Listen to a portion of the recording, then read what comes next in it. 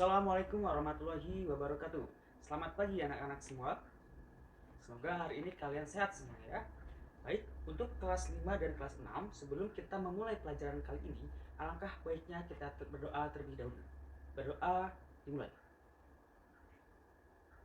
Selesai. Sekarang Bapak akan absen terlebih dahulu ya. Untuk kelas 5, Nabiha Hilmi hadir? Hadir ya. Mutiara hadir? Oh ya, hadir. Nah, sekarang Bapak absen untuk kelas 6. Kelas 6, Natasha Silalahi. Ya, hadir. Kemudian Robi. Hadir? Oke, hadir. Nah, kita sudah absen. Nah, sekarang untuk kelas 5 dan kelas 6 silakan buka bukunya. Untuk kelas 5 materi kali ini kita akan membahas tentang alat gerak pada manusia dan hewan. Sedangkan untuk kelas 6 materi kali ini IPS ya, kita akan membahas mengenai ASEAN. Silakan dibuka terlebih dahulu bukunya masing-masing. Baik, tadi kita sudah membaca sedikit di buku pelajaran masing-masing kelas 5 dan kelas 6. Yang kelas 5 kita membahas alat gerak pada manusia dan hewan, sedangkan kelas 6 tadi membaca tentang ASEAN. Nah, kita sekarang bahas bersama-sama ya. Untuk kelas 5 terlebih dahulu, alat gerak pada manusia dan hewan terdiri dari berapa macam? Betul, terdiri dari 2 macam, yaitu alat gerak pasif dan alat gerak aktif. Nah, kedua alat gerak ini sama-sama mempunyai fungsi yang saling berkesinambungan. Nah, untuk alat gerak pada manusia dan hewan itu sama ya, alat geraknya ada pasif dan aktif. Nah, alat gerak pasif tersebut adalah tulang, betul sekali. Dan sedangkan alat gerak aktifnya adalah otot. Nah, betul sekali. Nah, itu tadi sekilas pembahasan alat gerak manusia dan hewan. Nah, sekarang untuk kelas 5 silahkan kerjakan terlebih dahulu tugas yang Bapak kasih di buku LKS kalian. Nah, sekarang kita lanjut ke kelas 6 ya. Kelas 6 tadi kita sudah membaca mengenai ASEAN. Nah, di sini Bapak sudah menulis negara-negara mana yang berada di wilayah ASEAN. Ada berapa negara? Ada 10 ya.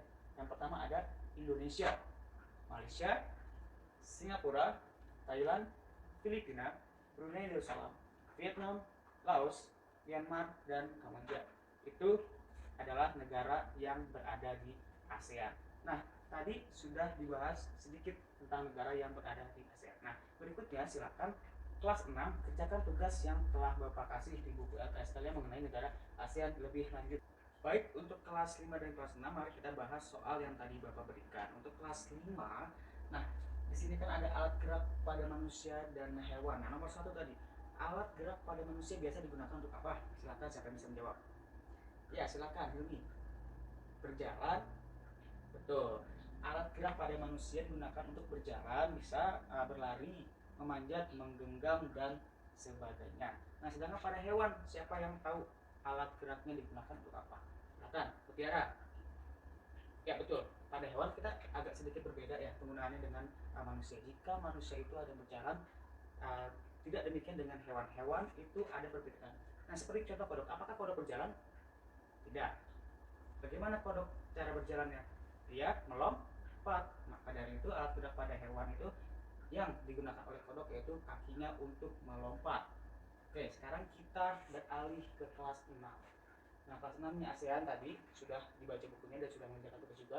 Nomor 1 siapa yang mau coba menjawab? Natasha. Ya, pertanyaannya apa tadi? Tentang bunga ya. Bunga nasional. Ya, bunga nasional melati putih berasal dari negara mana? Betul, negara Indonesia. Bentar. Nah, selanjutnya nomor 2. Ya, Robi. Ya, pertanyaan tadi adalah negara di ASEAN yang tidak memiliki perbatasan laut adalah negara, betul, negara Laos. Pintar sekali ya, terutama untuk kita semua. Oke, untuk kelas 5 dan kelas 6 tadi sudah mengerjakan tugas yang Bapak berikan dengan sangat baik, dengan sangat pintar sekali. Nah, setelah ini Bapak kasih PR buat di rumah ya, hanya 5 soal saja dari masing-masing kelas. Baiklah anak-anak kelas 5 dan kelas 6, hari ini kita sudahi terlebih dahulu pembelajaran pelajaran IPA dan IPS ya. Jangan lupa kerjakan PR yang telah Bapak kasih. Oke, kita akhiri dengan pembacaan doa. Doa dimulai. Doa selesai. Oke, karena sekarang ini masih dalam suasana pandemi COVID-19, jadi kita harus selalu menerapkan 3M. Apa itu 3M? 1. Menggunakan masker. 2. Mencuci tangan. 3. Menjaga jarak dan menghindari kerumunan. Oke? Kita bertemu di pertemuan berikutnya. Assalamualaikum warahmatullahi wabarakatuh.